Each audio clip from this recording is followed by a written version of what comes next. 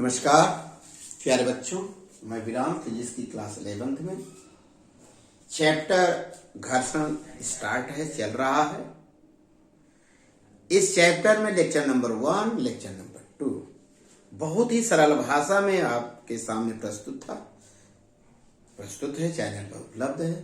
जिसको आपने कहा, कमेंट किया कि सबसे अच्छा चैनल है, इसके लिए धन्यवाद आपको। प्यारे बच्चों, आज हम लेक्चर नंबर 3 पर घर्षण के नियम को सरल से सरल भाषा में इतना सरल करूंगा कि कंपटीशन पर अगर न्यूमेरिकल आता है बोर्ड में तो कर ही लेंगे, कंपटीशन में भी अच्छी तरह से सॉल्व कर लेंगे कि आपको ये समझ में आए इतनी सिंपल फिजिक्स होती है। आइए सिखाते हैं। घर्षण के नियम के बारे में बच्चों आपसे बताएं। विभिन्न संपर्क तलों पर वैज्ञानिकों ने डिफरेंट एक्सपेरिमेंट किए और प्रयोग किए। उस प्रयोग के आधार पर घर्षण के लिए निम्न बातें या निम्न नियम सत्य पाए गए, ट्रू पाए गए। ये नियम क्या है, आइए हम समझाते हैं। पहले तो हम सीमांत घर्षण पर नियम बताएंगे, फिर इसके बाद गति घर्षण पर नियम बताएंगे। इसके बाद क्या करेंगे, कुछ महत्वपूर्ण निष्कर्ष बताएंगे जिसके आधार पर आप अच्छे से अच्छे न्यूमेरिकल को सॉल्व कर लेंगे। आइए जल्दी से सिखा दें। सीमांत घर्षण के जो नियम होंगे, इसका जो पहला नियम होगा, जो नंबर 1, सीमांत घर्षण पर संपर्क तलों की प्रकृति, खुरदरेपन, चिकनेपन तथा पदार्थों पर निर्भर करता है। बहुत इंपॉर्टेंट पॉइंट, इतनी बातों पर निर्भर करता है। नंबर 2 बहुत इंपॉर्टेंट टॉपिक है, पॉइंट है। टॉपिक क्या है, पॉइंट है, जरा उसको समझिएगा प्यारे बच्चों। यदि संपर्क तलों की अविलंब प्रतिक्रिया, संपर्क तलों की यह क्या बेटा, अविलंब प्रतिक्रिया पहले बता चुके हैं आपको, नियत रहे, तब सीमांत घर्षण बल तल के आकार पर, क्षेत्रफल पर निर्भर नहीं करता। कब, यदि उसकी अविलंब प्रतिक्रिया न बदले। जैसे यह है, अगर ये मार्कर को ऐसे मूवमेंट कराएंगे तो भी घर्षण बल का मान उतने होगा इस तल पर। ऐसे मूव कराएंगे क्योंकि क्षेत्रफल पर निर्भर नहीं करता, बशर्ते बेटा क्या था, संपर्क तल की अभिक्रिया न बदले। पॉइंट नंबर 3 पर चर्चा करें। जो सीमांत घर्षण बल की दिशा है संपर्क तलों के समांतर तथा कद के विपरीत होती है, ये तो पहले से पता है। नियम नंबर 4 मोस्ट वेरी इंपॉर्टेंट है, किसके लिए, न्यूमेरिकल के लिए, और सबसे महत्वपूर्ण नियम है ये घर्षण का। सीमांत घर्षण बल, क्या बोले, सीमांत घर्षण बल संपर्क तलों की अविलंब प्रतिक्रिया के अनुपाती होती है। सीमांत घर्षण बल किसके, संपर्क तलों की अविलंब प्रतिक्रिया के समानुपाती या अनुपाती होती है। अर्थात ये सीमांत घर्षण बल, जहां तक आप जानते हैं सीमांत घर्षण बल क्या है, अस्थैतिक घर्षण बल का अधिकतम मान। यह समानुपाती है किसके, नॉर्मल रिएक्शन के।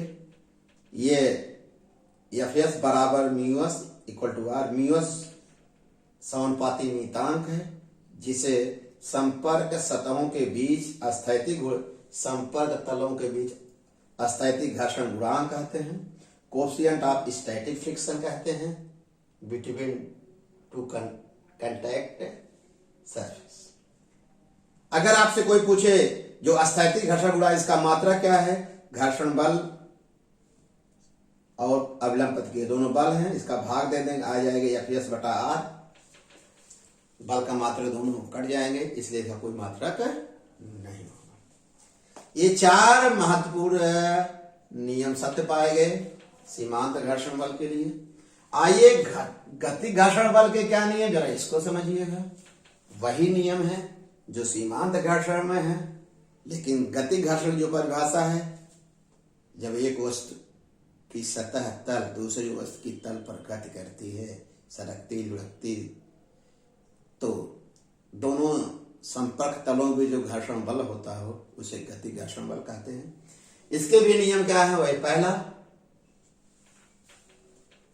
गति घर्षण बल क्या होगा, संपर्क तलों की प्रकृति, चिकनापन, खुरदरेपन तथा पदार्थ के गुण पर निर्भर करता है। पॉइंट नंबर 2, यदि संपर्क तल की अभिलंब प्रतिक्रिया न बदले प्यारे बच्चों, तो गति घर्षण तलों के आकार, क्षेत्रफल आदि पर निर्भर नहीं करता। पॉइंट नंबर 3, गति घर्षण बल संपर्क तलों के समांतर तथा गति के विपरीत होता है, उसमें भी था। पॉइंट नंबर 4 बहुत इंपॉर्टेंट ये भी है, यदि संपर्क जो पिंड है वस्तु है उसकी गति बहुत कम हो, बहुत उसका वेग बहुत अधिक ना हो। शर्त क्या है, यदि गतिमान वस्तुओं का या पिंडों का वेग क्या हो, बहुत अधिक ना हो, ऐसी दशा में वेग गति घर्षण बल वस्तु या पिंड के वेग पर निर्भर नहीं करता। वेग पर निर्भर नहीं करता अगर वेग बहुत कम रहेगा। कौन, गति घर्षण बल। इसमें एक पॉइंट बढ़ गया है, यही 5वां वही है, गति घर्षण बल संपर्क तलों की अभिलंब प्रतिक्रिया की क्या होती है, अनुपाती होती है। यहाँ एफ के लिख रहे हैं, एफ के बराबर बी के आर, जहां बी के वही चीज होगा, संपर्क सतहों के बीच गति, अस्थायी जगह यहाँ क्या हो जाएगा, गति घर्षण बल होगा, कोएफिशिएंट ऑफ काइनेटिक फ्रिक्शन होगा। यहाँ ये बहुत इंपॉर्टेंट पॉइंट है, दो तलों के बीच, दो सतहों के बीच जो घर्षण बल होगा वो गति घर्षण बल का मान अस्थैतिक घर्षण बल, सीमांत घर्षण बल से कम होगा।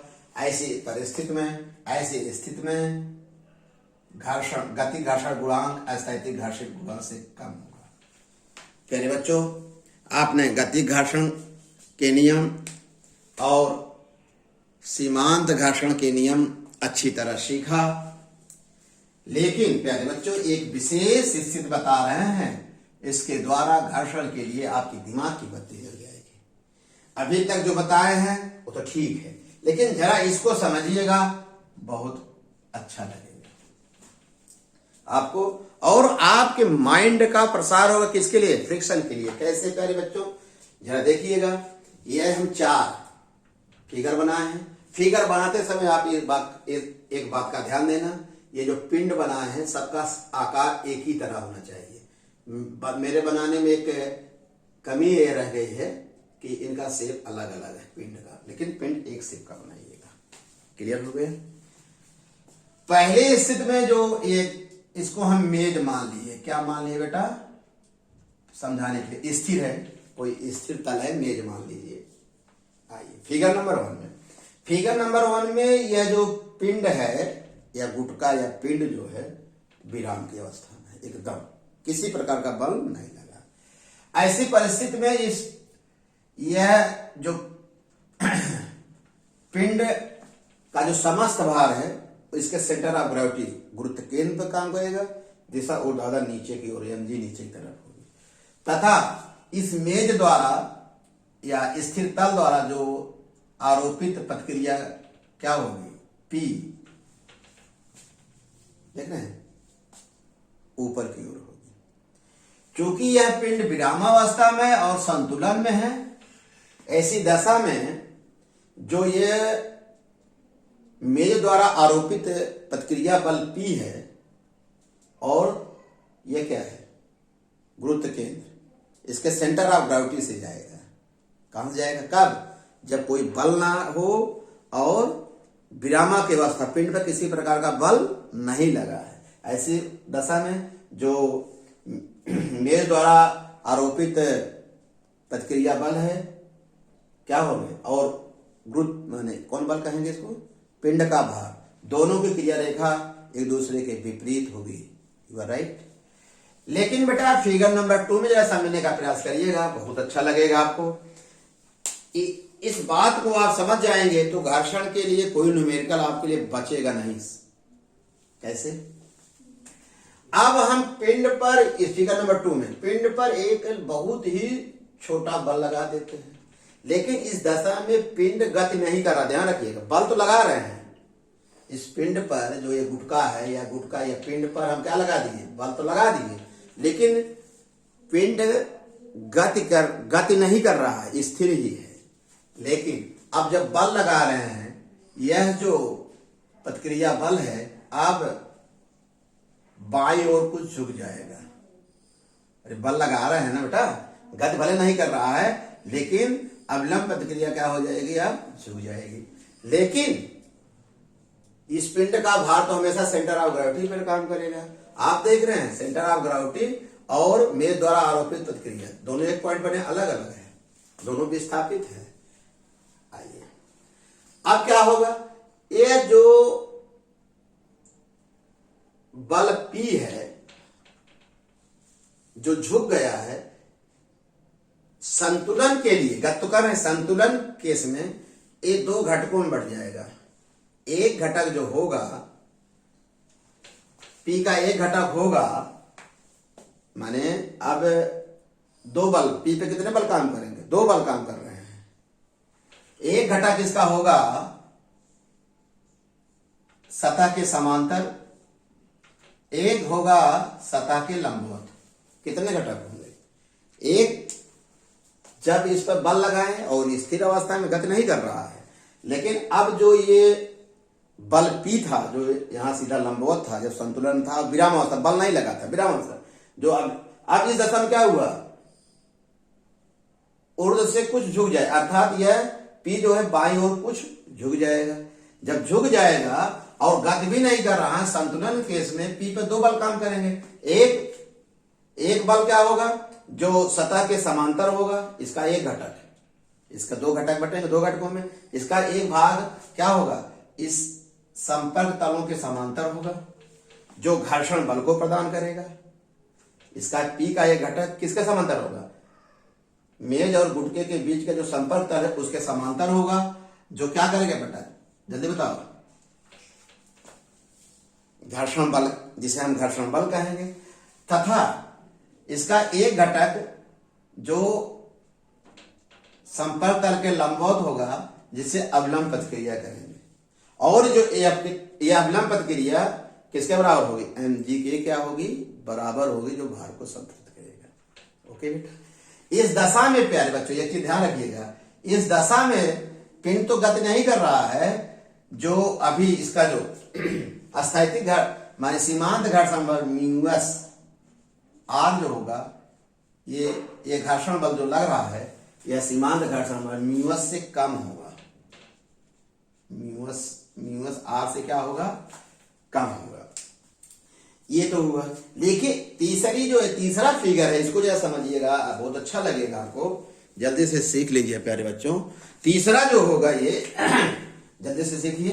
तीसरा जो होगा, आप क्या कर रहे हैं? यहां पर जो सीमांत घर्षण बल की स्थिति में है, मतलब जो आरोपित बल माने अधिकतम अस्थैतिक घर्षण का बल क्या होगा? अधिकतम। और सीमांत घर्षण बल की स्थिति में इस दशा में जो फिगर बना हुआ है, अब सीमांत घर्षण में म्यूएस आर के बराबर होगा। यहां सीमांत नहीं है, छोटा बल लगा हुआ है, घर्षण बल का मान क्या होगा? कम होगा। यहां क्या होगा? म्यूएस आर माने सीमांत घर्षण बल जो उससे क्या होगा? कम होगा। यहां क्या होगा? अधिकतम घर्षण बल की क्या बल? अस्थैतिक घर्षण बल अधिकतम मान के केस में यह फिगर बन गया है, ये म्यूएस आर के क्या होगा? बराबर होगा। इसके लिए ये एफ एस बराबर, इसका माने फिगर 1 और 2 से स्पष्ट है, जो घर्षण बल होगा या तो म्यू सीमांत घर्षण बल के बराबर होगा या छोटा होगा? कब? जब तक पिंड गति नहीं करेंगे इस केस में, और जब गति करेगा गति घर्षण के लिए बेटा ये फिगर बनेगा। You right.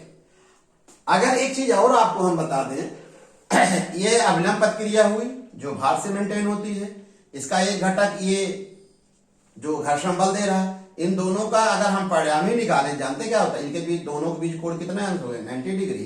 तो जो परिणामी आएगा यह किसके बराबर? Under root R square plus S square, परिणामी पी। ओके डायरेक्ट, इन फिगर को अच्छी तरह से बना लीजिएगा, समझ लीजिएगा, इसका बहुत ही यूज आपको मिलेगा। घर्षण के नियम पर अच्छे अच्छे न्यूमेरिकल आपको हम सिखाएंगे। एक बार वीडियो को जरूर लास्ट तक देखिएगा। ओके बेटा, धन्यवाद।